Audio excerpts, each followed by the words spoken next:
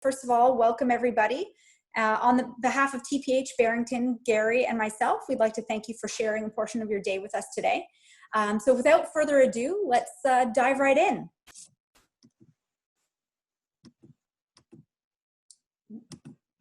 Might help if I use the right mouse.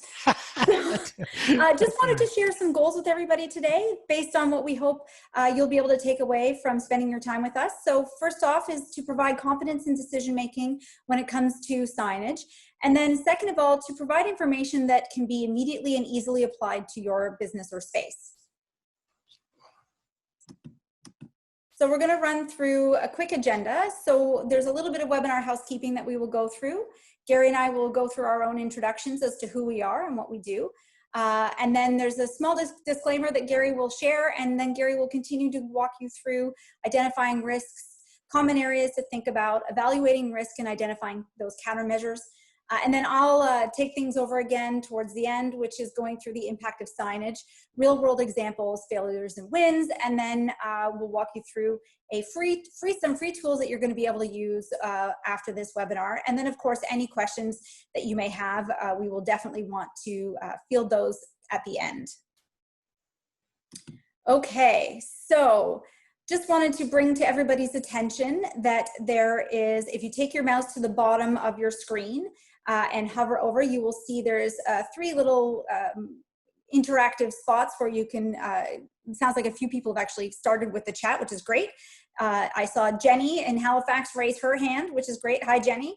And then we've got the question and answer option as well. So we will try and answer questions as we go. If we're not able to get to all of your questions, have no fear. We will make sure that after this webinar, we will address all of those and get those back to you as quickly as possible. So to tell you a little bit about myself, so I'm the Director of Business Development at TPH. I have, for most of my career in the print business, have titled myself as a cool spaces guru. And where that stems from is I have an expertise in helping brands professionally and effectively communicate with their clients. So what I see in a space is similar to what an artist sees on a blank canvas. You know, you put 5 different artists in front of a blank canvas and you're going to get 5 different pictures. Any space to me is a beautiful space, and really part of what I do is work with people's imaginations to help make their whether it's their personality or their design or anything they want to communicate visually in their space come to life.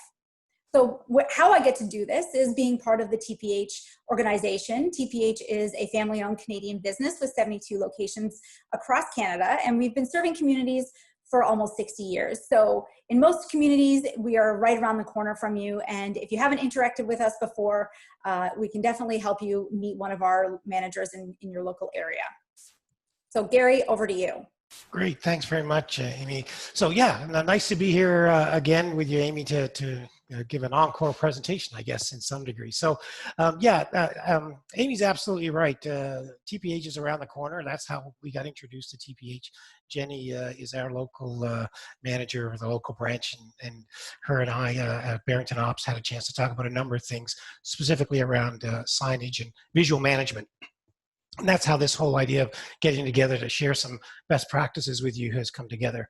My background is in Lean Six Sigma, so that's around process quality, process improvement, and managing visually your processes and looking at continuous improvement all the time. I had a 35-year career with Canada Post, loved every minute of that career. I worked my way up from a letter carrier, right on the front lines, up to the National Director of Process Engineering, responsible for that Lean Six Sigma program or the continuous improvement program at Canada Post. Upon retiring, I joined Barrington Consulting, and we started a branch within Barrington Consulting called Barrington Ops, which is really focused around continuous improvement. And you'll see there our list of services. And we really look forward to working with you and also with TPH as well. So. Yeah, so a bit of a disclaimer. So on to the disclaimer there, Amy. So Amy and I are not healthcare professionals. And because we're not healthcare professionals, we're not professionals in curbing the spread of any COVID-19 viruses. So, but we do have our own expertise. The guru of cool spaces is able to talk about spaces, and I'm able to talk about risk and evaluation and how to utilize some tools that will help you. And that's really what we're going to talk about. So we do encourage that you look at your local healthcare guidelines and the authorities within your provincial guidelines, wherever those are, and certainly follow those. The tools that we're going to share with you will help you with the execution of those guidelines. So let's sort of talk a little bit about, first of all, what are your concerns about coming back? One of the things we want to talk about is assessing the risk of people coming back, and what's preventing them, or what apprehension do they have about coming back into the workplace. And one of the things you need to do is talk to your customers, talk to your employees. Those are going to be using that workspace. So Amy's going to launch a poll here, and we're going to ask you which of these, I'm going to get you to vote, which of these areas is most representing of you. Are you not concerned at all? Do you somewhat concerned, very concerned, or not leaving the house until there's a vaccine? Hey, you know, maybe some of you are in that category. So we're seeing a lot of you vote, which is fantastic. Somewhere between somewhat concerned, not concerned, a few very concerned, one or two people, one person actually say, hey, I'm not leaving until there's a vaccine. So that's great. Good. You can see the poll numbers going up there. So it looks like about 63% of you or so have said that you're somewhat concerned. Another 20% said not concerned, and then you've got about 15% that are very concerned. And that's really important for us to think about as we move forward, because you are going to get a range of concerns from the people who are going to be entering your workspace. As we just saw, if we were a representative sample, we would know that the job we have is to ease people's concerns and to make them feel comfortable coming into our workspace. So let's talk a little bit about that. So the next slide is really, there's three objectives that you have as it relates to going back into the workplace. First of all, you want to mitigate or eliminate any chance of the COVID-19 virus spreading. And this is, so what needs to happen is people's behaviors need to change in order for you to be able to do that. Those of you who are now wearing masks going into grocery stores and this type of thing, your behaviors changed. All of our behavior has changed in the last 2.5 months. And we want to instill confidence. Those who are coming into our workplaces or coming into our places of business, we want them to feel confident in being able to do that. And of course, whatever new behaviors we have adopted, we want to make sure that those are sustained over a longer period of time. So we're going to introduce behaviors and protocols, and we want those to stay for a while. We don't want them just to be a passing glance. And they talk about wave 2 of this COVID. We want to obviously try to avoid that at all costs. So there's kind of, when you're thinking about getting back into the workplace or into your place of business, you're opening up your place of business to customers and to employees. There are some things you need to think about. First of all, you've got to identify the areas of risk. So when you look at your facility, some of those areas of risk probably come immediately to mind, but there's probably areas of risk you haven't thought of that you need to give consideration to. We want to evaluate the areas of risk, and we'll have a tool to show you how to do that. Then, of course, we want to develop some mitigation or countermeasures to prevent that risk. And then finally, we want to create an action plan or an implementation strategy around executing those areas. So basically a 4-step process that you need to think about as you go forward. So the first one, let's identify the areas of risk. So how do we do that? Well, there's a tool in our Lean Six Sigma toolbox that we call a spaghetti diagram. And anybody can do this. You don't need a blueprint of your floor space. You could do it on a piece of paper, or you could do it on a computer. The idea is that you look at your workspace and you determine the flow of traffic or the flow of people through that workspace. And it doesn't only have to be people. This could be materials or supplies or documents. If you're in a transactional environment and you're passing file folders around inside your workspace, you need to map all of that out. So we use what's called a spaghetti diagram. And here you'll see, for example, this is an office space, and you'll see there's an elevator and a set of stairs, and everybody comes in through that one area, one door. We have one door into this particular facility. And each one of these strands of spaghetti, each different color, represents a different person, a different customer, a different client, or it could be a different product. If you have a file folder that's moving around, what you want to do is you want to map that process, those inside of your work facility, to start to identify those areas of the greatest risk. So in this case, we've got the sort of that red starburst as the areas that we see quite a bit of traffic flow. We see in the hallway, there's a fair bit of traffic flow. We see in the washrooms, a lot of traffic flow. We see the computer room, not so much. We see the yellow triangles as they relate to areas that don't have as great a flow of traffic. This starts to help us get our mind around where do we want to put in mitigation factors as it relates. So as it relates to signage, as it relates to protocols around these areas. So let's just find out from you your thoughts. I'm going to get Amy to launch another poll here. Which areas are of the most concern for you? So let's think about this. These are the common areas of spaces. So you have common spaces such as washrooms and so on. You have other spaces. So pick the top 3 areas that you think you need to consider in your space. You'll see the office areas. You'll see the customer facing areas. Let's just have a look and see what you're thinking as it relates to that. So lots of people. Elevators are getting a pretty big one. Washrooms and lunchrooms obviously are really tapping out high as spaces to be concerned about. Lobby is getting some. Wow, so we got lots of folks voting, which is great.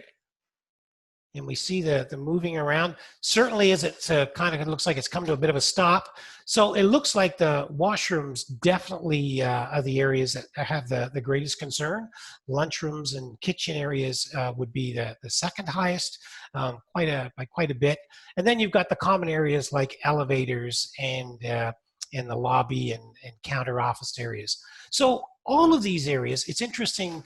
Only 6% of you said the stairwell and the hallways. So that again, you might be surprised at the risk associated with the closeness in a stairwell or in a hallway. And this is where Amy's expertise as a space expert will come to play. So these are important for you to think about. So if we take these rooms or these areas and we think about the assessing the risk associated with those areas, we'll get to this area of evaluating the risk. And there's, again, another tool that we'll be more than happy to share with you.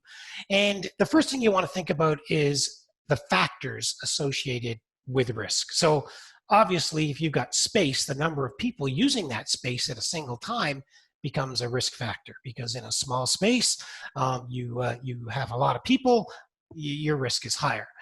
Obviously, the square feet per person is another factor we need to consider. If I have 100 people in a huge room, it may not be as big an issue as if I have 10 people in a small room. So the number of square feet per person becomes an area or a factor that we want to consider.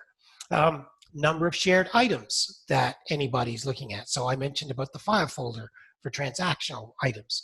It could be the stapler, it could be the photocopier, it could be the light switch, it could be any number of things that we use in common. So if you've got a customer or an employee that's using that item and more than one of them is using it, then that obviously creates a bit of a risk.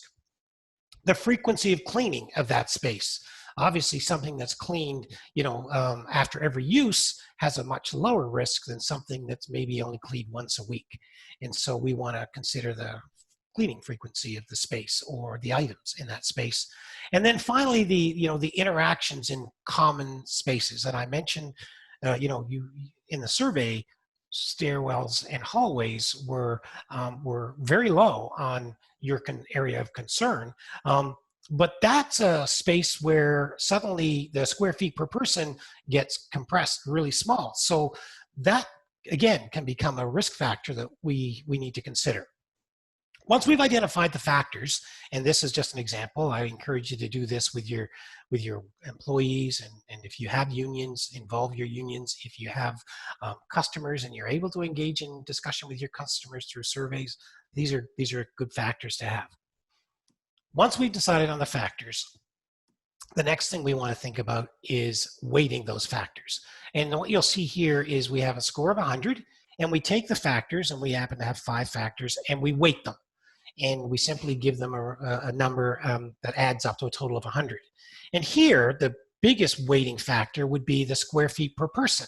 As I said, big room, lots of people, big room, or outdoors, that really doesn't matter. But inside a facility or inside your place of business, it becomes really important. So we weight that one much heavier than, say, the number of shared items. So you would, again, with your team, determine the weighting factor for each of those factors. Once we've determined the weighting factor, we actually have a little template that we would complete, and we would use the legend. We would say, for example, as it relates to the number of people using the space, we simply will use a number. If I have 10 people using the space, I give it a 10. If I have 100 people using the space, I'll give it 100. Square feet per person. Pretty easy to figure that out. If I've got a room that's 100 square feet and I have 5 people in the room, they each have 5 square feet per person. That's a problem because we've been known we're supposed to keep 6 feet of physical distance between us. So this is the factor you want to do. So the number of square feet per person, the number of shared items. Again, in a kitchen, which many of you highlighted as the most common concerned area that you have, you've got a lot of shared items. Yet you may not think of that as the photocopy room. In the photocopy room, you might have almost as equally number of shared items that you need to think about. So again, it's the number of shared items, and you would be surprised when you sit in a boardroom and you say, oh, well, we don't have any shared items in a boardroom. Well, if you've got a light switch, you have one and everybody uses it. If you've got chairs, you have multiple chairs. If you have a remote for the audio equipment, audio-visual equipment, then you have another shared item. These are the things you need to think about as you go forward. Cleaning, of course, very clear. If it's cleaned every use, we're going to give it a score of 1. If it's cleaned minimum daily, but not after every use, we'll give it a score of 5. And if it's going to give it a score of 10. And then, of course, interactions. And this is where the hallways or the stairwells may come into play. If I have no interactions in that space, I give it a 1. If I can pass within 6 feet of each other, I'll give it a 5. If I can't pass within 6 feet of each other, then I'm going to give it a score of 10. And this is where hallways and elevators and those kind of areas come into play. We're assessing those risks with this tool. Then we simply put them into the spreadsheet. And again, we can provide you this spreadsheet free of charge. It's you ask for it, we'll be happy to send it to you. It's just an Excel spreadsheet. And you're simply going to take each of those areas of risk and you're going to put them down, and then you're going to rate them against that score. So at Barrington, I showed you the floor plan at the beginning with the spaghetti diagram. We have a boardroom, and our boardroom is a 20 by 20 area, and it has 12 chairs in it. So at any one time, I could have 12 people in that room. So I'm going to give it a score of 12 as it relates to the number of people using their room. As it relates to the number of square feet, I'm going to say, well, I've got a 20 by 20 room, which is 400. 400 divided by 12 is 4. To multiply by 3, that gives me a score of 3 for that particular factor. And as it relates to the number of shared items, we count them up at 5. So as you can see in this grid, we just simply give everyone a score based on the legend. It's not as complicated as it looks, but what it allows you to do is allows you to rank them. Once you've ranked them, you can start to determine the mitigation methods and the countermeasures. And there's really a few things that you can do. There's three things that you can look at as it relates to countermeasures. The first thing you can do is error-proof it. And by error-proof it, we're saying eliminate the possibility at all. Second one is around standard work. I'll talk about the 3 levels of standard work. And the third one is visual management. All 3 can come into play, or combinations of all 3 can come into play as it relates to reducing risk and countermeasures. And certainly visual management is Amy's expertise. So let's have a look at error proofing. First thing you can do is we'll take the kitchen, because you all identified the kitchen as the most common area, and it usually is, that rates the highest risk. Well, you could close the kitchen, simply close the kitchen, and that's error proofing. That's saying, hey, you know what? That's it. At Barrington, everybody's working from home. Again, reducing the risk. So these are the things that you could do. You could adjust lunch times. You could eliminate the use of sharing of utensils and so on. You could have no touch sinks or no touch lights and put in things like that. So that's error proofing. You're totally preventing the spread because it's not possible for that to happen. The next one is around standard work. So if we think about standard work, there's 3 levels of standard work. There's the individual level, what I do as a person or an employee or as a customer or as a client when I come into your space. There's the interaction between 2 people, so my coworkers and I, how we interact with each other. And then the third level of standard work is how we interact with customers or visitors to our space. And we need to think about our space in that way. Individual work, interaction work, and then work for guests or visitors to that space. So level 1, simply as it comes to the common area in the kitchen, we can ensure there's hand sanitizers. We can ensure the signage is visible so people know they sign in and out of the kitchen space. They understand the memorandum. They say, yeah, we've read the policy. If we sign off, we've read the policy. So this is just another way for you to be able to do that. Employees have to wipe down the surfaces before and after, before they use it. I come into space, I have to wipe it down. These are things I can do as an individual to ensure I maintain good hygiene practices as it relates to the, reducing the spread of COVID. That will be standard work level 1. Standard work level 2 is the interaction between 2 of us. So we could say, hey, only 1 employee can be in this space at a time. We could say everybody needs to wear personal protective equipment in the way of face masks. And we could say that employees have to come and go through, wipe down their equipment after they've used it. So level 1 says I wipe it down before I use it. Level 2 says I wipe it down after I use it because somebody else is going to come in and interact with that piece of equipment or piece of work. So again, level 2. Level 3, as it relates to coming in, this is where Amy's expertise, among the others, really comes to play. Because visitors coming into your workspace or interactions with clients and customers, they're seeing your space for the first time, possibly, or at least in the next little while, they will be coming in. And we need to make that communication very clear. We need to have clear marked entrances. We need to have clear marked exits. We need to ensure that protective equipment is available. And you see hand sanitizers, and you might see masks. Costco's now passing out masks, for example. And you may put footprints on the floor. So you've seen that, and Amy will go into that. You create the protocols in a very visual way that allows for guests to your space to be able to understand what their behavior and protocols should be when they come into that space. We would call that visual management. And that's what this is. So this is about visual management and supporting the whole idea of messaging around the behaviors you want. So I'm gonna pass it over to Amy, and Amy's gonna talk to you a little bit about that as well. And I'm gonna take a look at the questions so that at the end of this we can see if we capture any of your questions. Oh, thank you, Gary. All right, so we're gonna go through. So I'm gonna just talk about the impact of signage, and so we're gonna dive right in. So I'm just sharing some visuals that have popped up throughout this year so far of what different companies and businesses are doing. And so what we're gonna do is we're gonna really dive into what the impact of signage is. So I'm just sharing this visual, which is a photo I took several years ago in the small town of Tobermory, Ontario. And as you can see, there's 2 very different messages being relayed in the 2 signs, one above each other.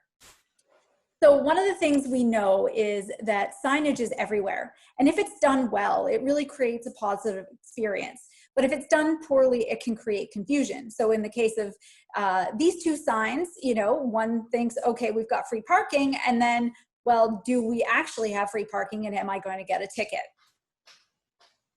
So with that in mind, there's 5 key areas of consideration. Number 1 being location, location, location. 2 is that size matters. Less is more, and it's easy to get carried away with text. And then imagery does win. And then I'm going to explain a little more what it means by when I say the shoe needs to fit. So I'm going to explain the visual that you see on your right. It's a great bunch of visuals. There's nice big lettering. You can see it very easily. You can see straight away on the ground where you need to stop.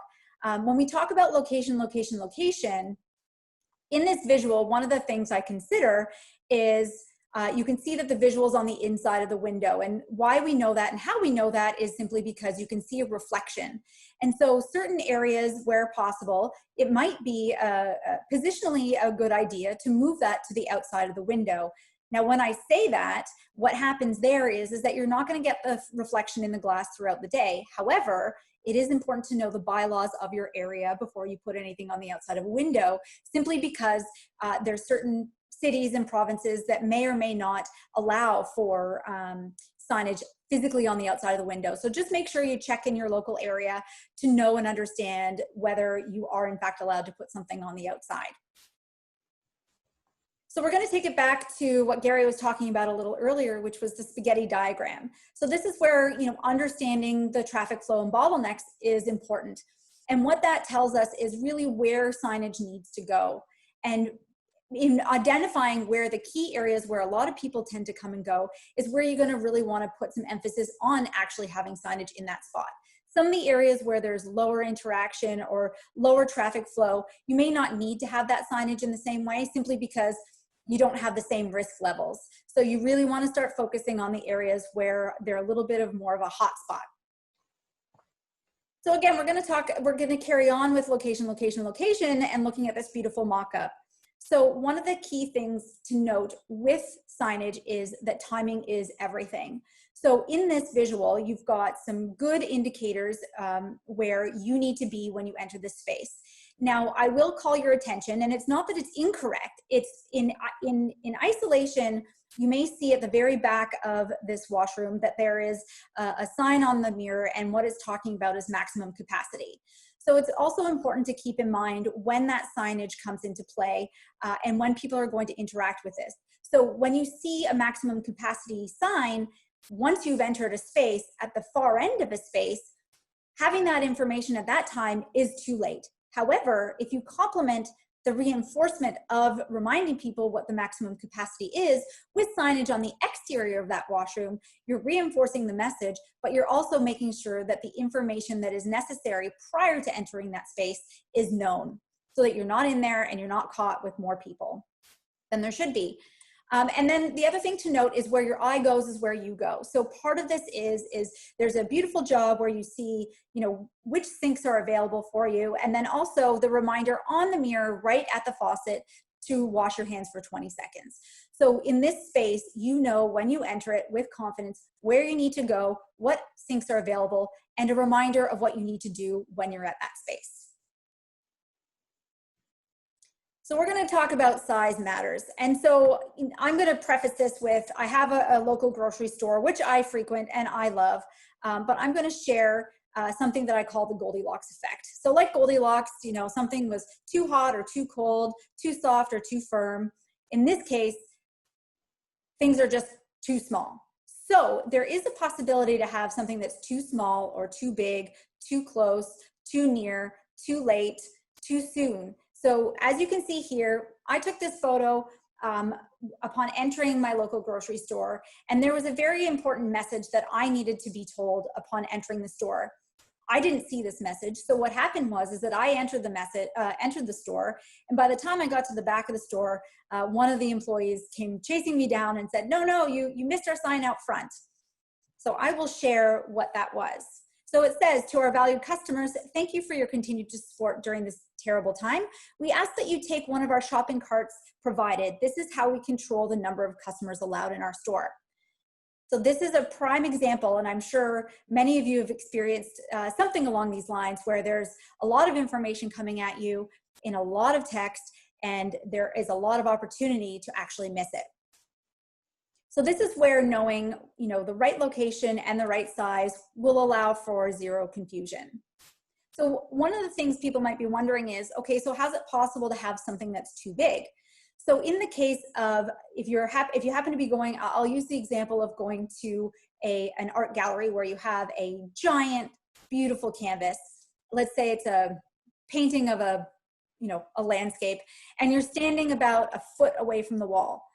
You're not going to be able to fully appreciate or understand what all is in that image if you are only standing a foot away or even a couple feet away. So when you're considering what size you need to make your signage, you also need to understand the viewing distance in which people will interact with this. The other side is that, again, as we talked about before, is whether it's going to be too soon or too late. If it's too late, then you're not going to be able to react in time. If it's too soon, then you may forget the message altogether. The other key thing to remember is if it's too high or too low. So a lot of people, one of the jokes is eye level. So I'll give a prime example. I'm 5 feet tall. My husband's 6 feet tall. Our eye levels are completely different. If I went around hanging up paintings based on my eye level, it would be very awkwardly low in our household. And so one of the things that we've noticed throughout working with retailers and things like that is that oftentimes eye level is actually considered to be 72 inches from the ground. So what happens is through these experiences, as we move about various spaces in our lives, we are essentially trained as to where to look for messaging. So keeping in mind where that messaging needs to go is critical. So for example, if you're creating a message about a light switch, you're not going to want to put it up at 72 inches. You're going to want to put it right beside the light switch so that when someone goes to touch it, they either know that yes, they can, or no, they shouldn't. So this is really important information when you're thinking about what you need in your space. So moving into less text is more. So this is really where you need to think about what you want to say versus what you need to say. And in the last slide, there was a lot of good want to say, but what they really needed to say in a very quick manner was take a cart, please, because that's how we know that we're limiting the number of people in our store. So then we go into how do we communicate this quickly while people are on the move. So the goal is once you've deduced moving from what you want to what you need to say, and then you start looking at ways to replace words with shapes and symbols. As we know, a picture is worth 1,000 words. And so here's where the opportunity to create visual cues and combine them with text to allow for as minimal confusion as possible. So for example, here's some of the signage that we've done here at TPH, which, there's a universal shape of a stop sign here. So people, when they interact with this shape, know, generally speaking, it means stop. The added visual cue of the feet on the graphic allows you to know, yep, I place my feet here. And then it's enhanced and combined with that text just to reaffirm what the message is and what action needs to be taken upon coming across this visual. So really the thing with symbols and signs and visual cues is that the advantage is it doesn't matter what language you speak, all the visuals are universal. We recognize, without the words, what the actions in this visual needs to take place. And then as we combine all those images, we go into really the imagery winning. And so part of this is that you're able to use simple images and shapes to tell a story quickly. And picking the right image and shape is paramount. And then what it also allows you to do is to remove the guesswork and really creates confidence when you enter and exit a space. So with your visual on the right-hand side, this beautiful mock-up done by one of our designers, immediately you recognize things like the chevrons we've seen on highways. So not only do we get the directional way we need to move, but we also are reminded of how far we need to remain apart from one another. You'll notice the spot where it asks you to stop at the reception desk. We, just as a little plug for TPH, can do acrylic basically dividers between people. So you've got that visual divider there. And then also where you stop, there's a beautiful banner stand right next to it.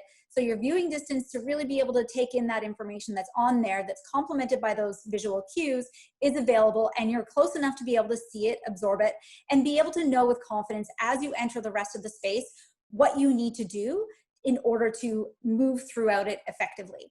So as you enter, you stop at the reception desk, you turn to your left, and then you're able to either carry to your left and go up the stairs where you've got the visual cues to remind you how many steps you need to stay apart from the person ahead of you, or you can enter the space to the right. At the far end, you'll notice a couch where there's some seating, and there's, again, some visual cues to remind people areas where they need to be able to sit if they choose to do so, but safely from others. Again, more imagery that we've seen. I think what's critical here is that real sense of being able to speak with everybody and anybody universally. You know, for the most part, most people of any age can really understand a lot of this information.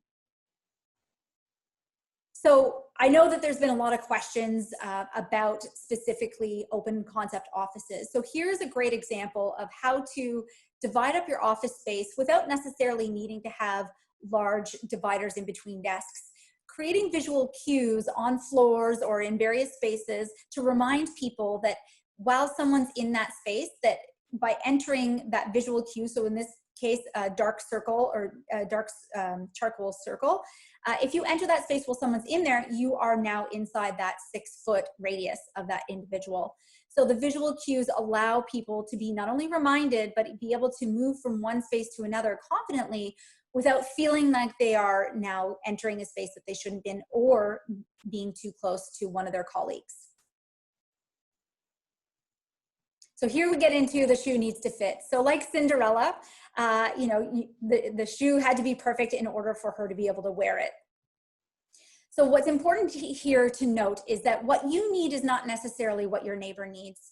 And so at TPH, what we do is we actually go through some key questions to better understand your space so that we know what the right solution is specifically for you. So questions such as, what is the purpose of your signage? Where does it need to go? How long does it need to be in place, or how long is it expected to last? For example, if you have something where you only need signage up for a few days versus I need the signage up for a few months or longer, we're going to be offering and talking about different materials that are going to be able to hold up for that duration. Similar to glass doors or door signage on doors.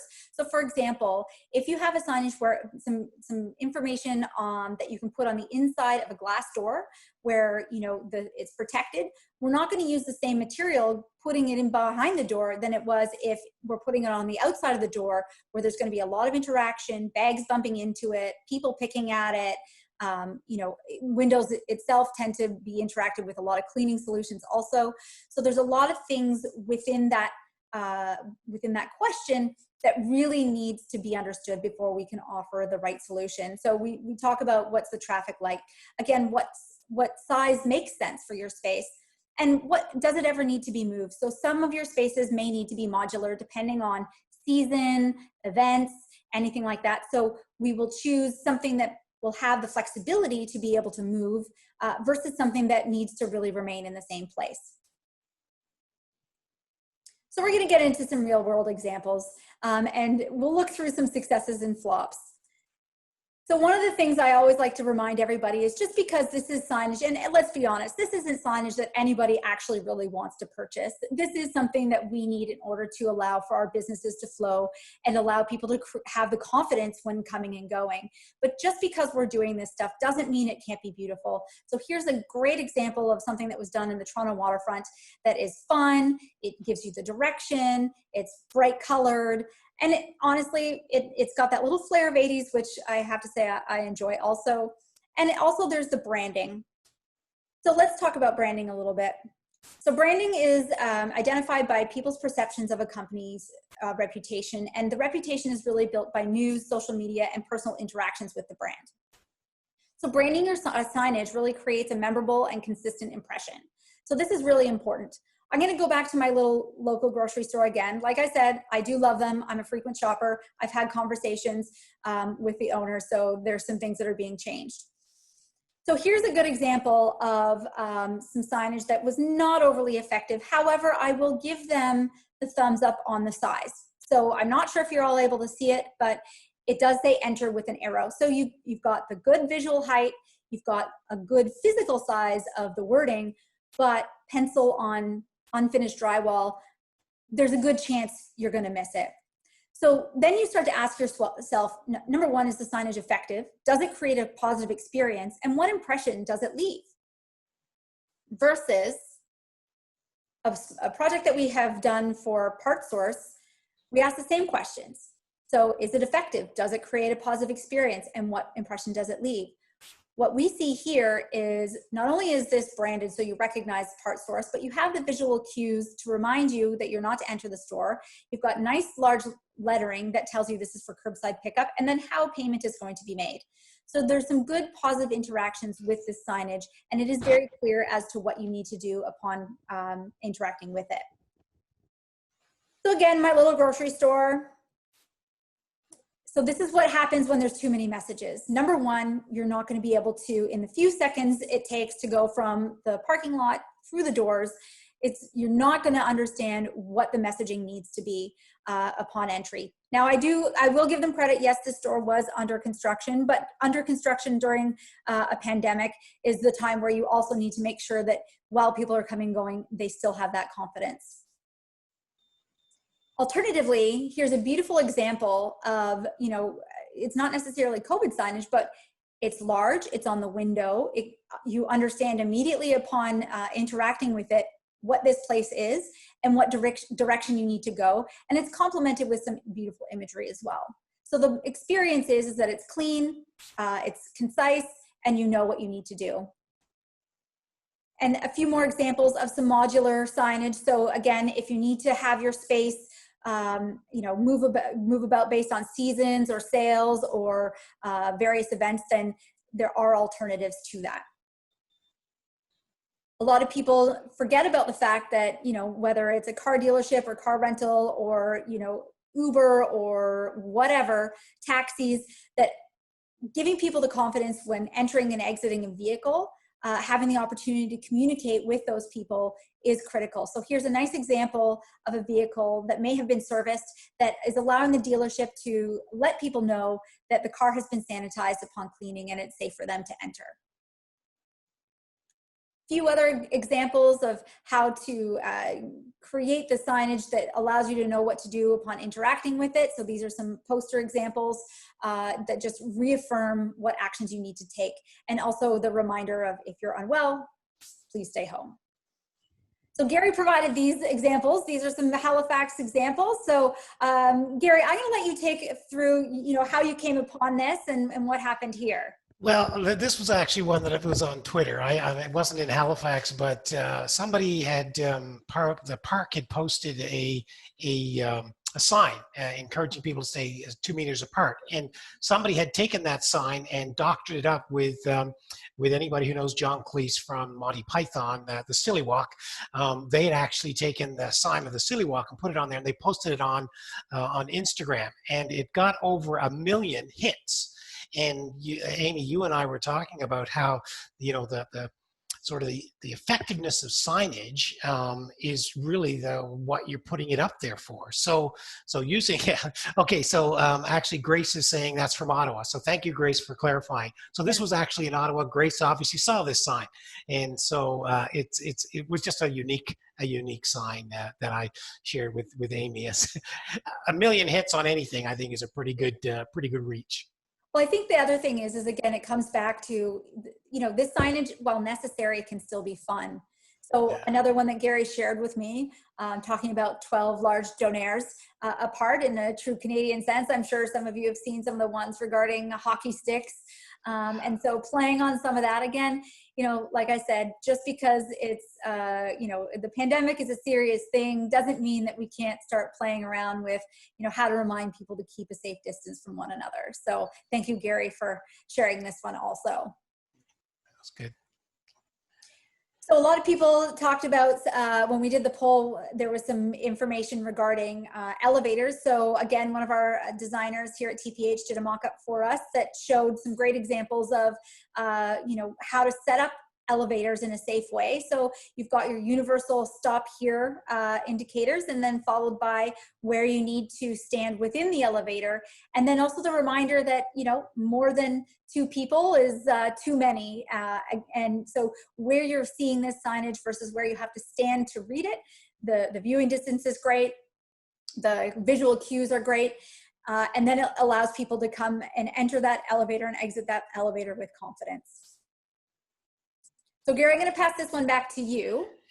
Yeah, thanks, Amy. So what you're hearing, what you heard from Amy, and what I suggested to you at the beginning of the webinar, as it relates to risk factors and assessing the risk factors and identifying those areas, identifying those concerns, there's a real tie to visual management and the component addressing the risks that are associated with space. But it's not only about space. You've got things inside of layouts of your organization.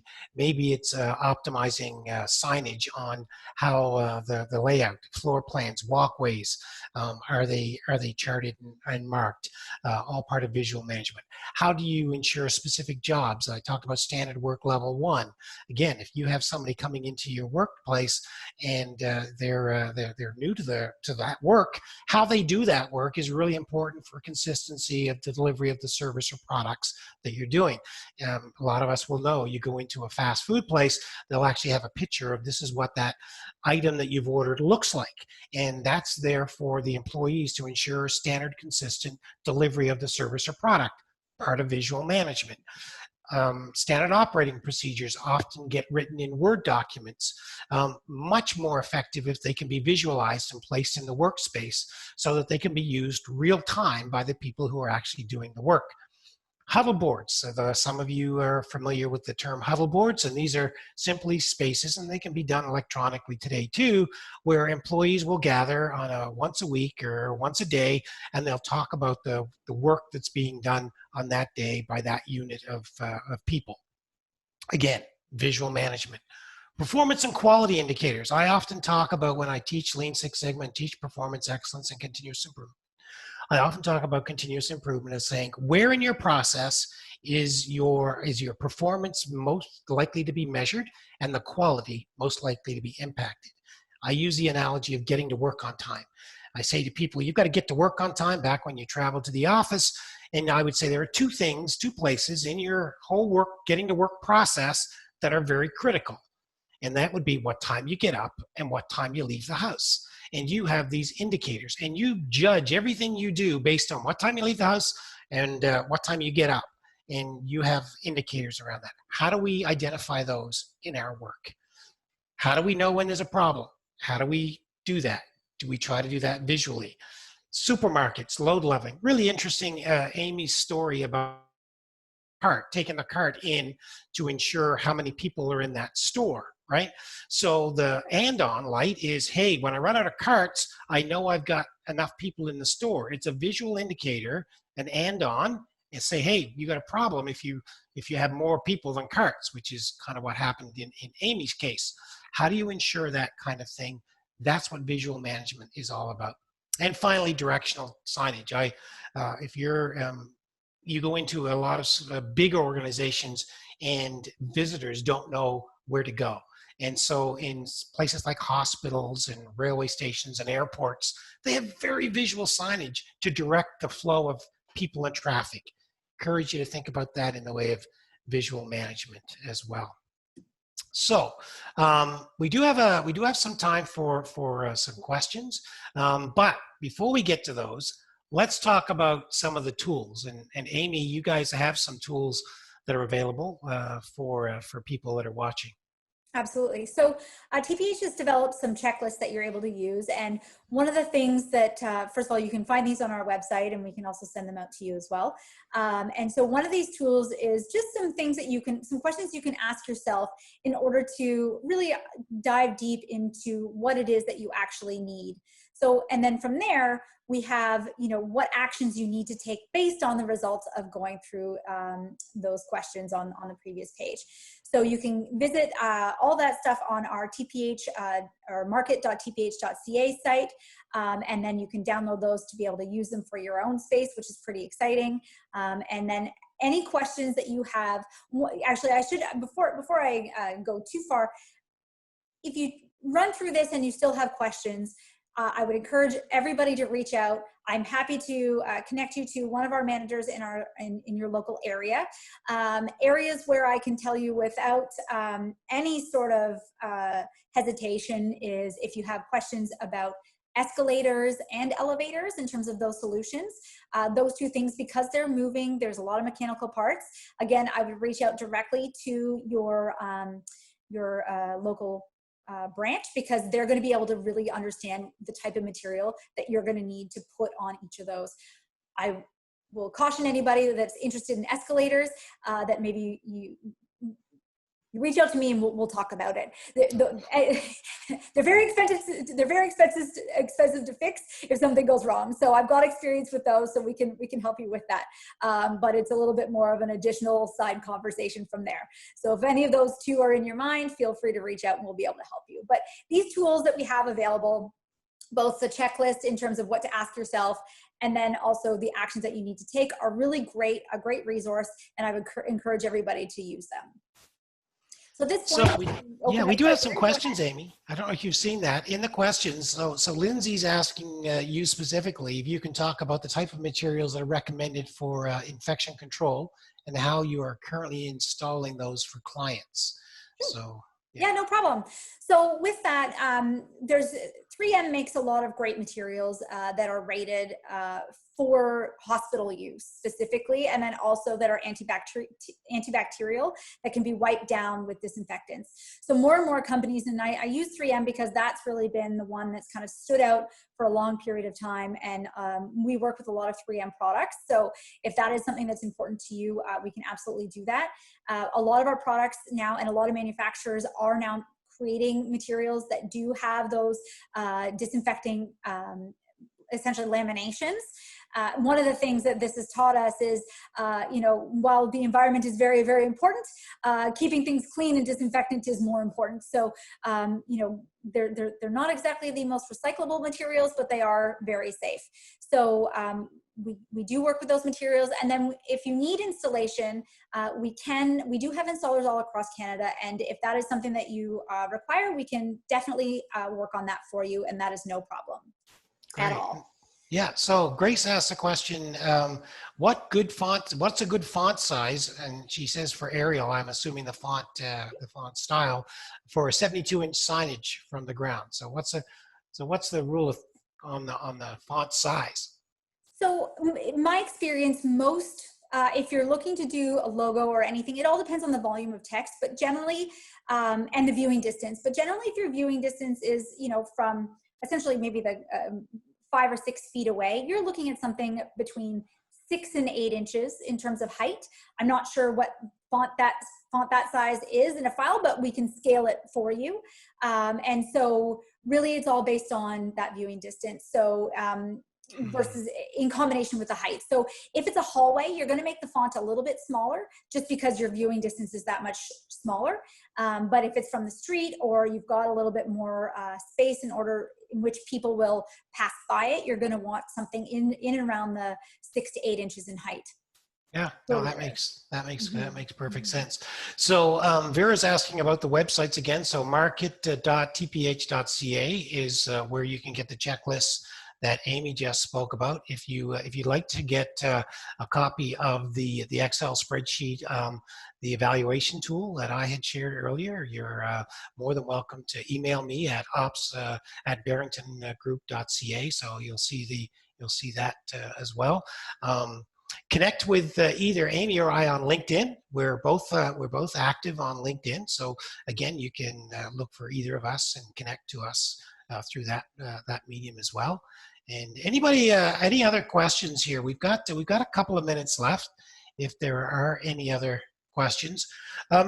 And while we wait for some questions to come in and we can see some examples here of the social media, I do want to talk about, and we skipped over the slide very quickly, and I apologize for that, Amy. Go back to it, Gary. Yeah, it's about the change management and communication. So thank you for, yeah, that was, I forgot we had put that slide in the presentation. And it really is about change management and the messaging. So we need to really think about how do we ensure not only the message as it relates to the expertise that Amy brings, but as it relates to the action plan. So who needs to know what information? So when you think about your stakeholders and the people, and I say stakeholders, I mean people who are going to come into your space, whether they're employees, whether they're clients or customers, whether they're visitors, you need to think about the who's going to be in that space and what do they need to know? And this really goes back to Amy's whole, when do they need to know it? And Amy and you and I have talked about this, and you mentioned about the longevity of signage. And I said, signage becomes invisible after a while, right? If sign's been up there for 2 months and I've been walking past it for 2 months, it's invisible to me.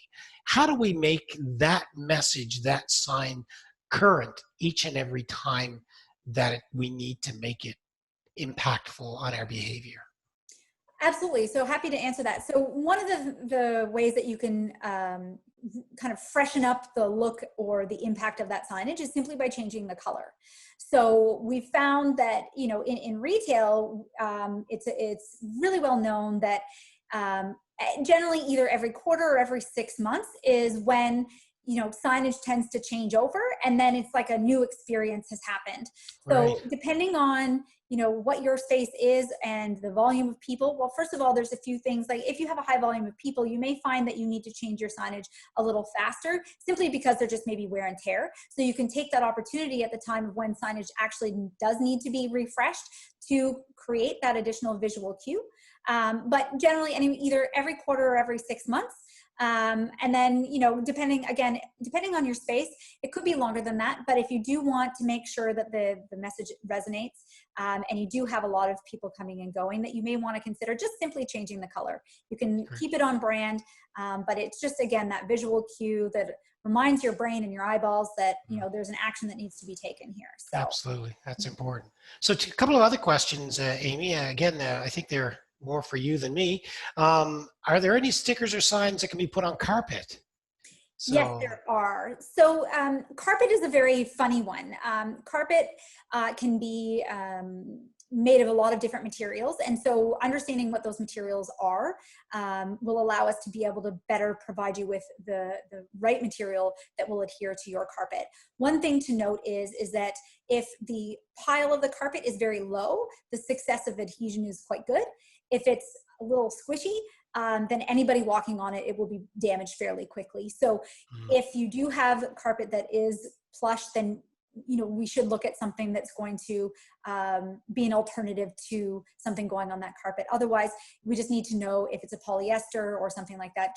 And I would also recommend, if you're putting anything down, that we do a little bit of a test. We can supply a little piece of material that you can put down and then just see how it adheres, because the last thing you want is to put it down and then have it fail quite quickly. And it's not necessarily because the material doesn't work on carpet, it just may not work on your carpet. So it's just taking that added step, and we'd be happy to help you with that. And that kind of leads right into the next question, actually. Do you have any specific ideas for signage for a retail store when the directional signage can't be placed on the floor? Sure. So one area that we do recommend for signage not to go, and we've been asked many times to put signage on, is generally wouldn't recommend on a varnished hardwood floors. A reason being is that at the end of the day, we're relying on the people that have installed and varnished those floors, that they've done, super fantastic job, and we are putting something that does have adhesive on it. So if you put an adhesive on it and there is maybe a pocket or a thin area of varnish in that particular spot and you go to remove it, it could potentially remove the varnish. So in terms of expectations, if you're putting something on a polished concrete or anything polished, the adhesion will remove the polish, so you may just need to buff it out a little bit. You know, there's no such thing as materials that are completely free of potential residue. So there may be residue for floor graphics that might need to be buffed out. But generally speaking, for most floors, there are a lot of different solutions. We have materials for sidewalk and anything that's extremely rough surface, all the way to very high polished floors. And again, it comes down to what's the traffic, how long does it need to be there for, and then, you know, the surface itself.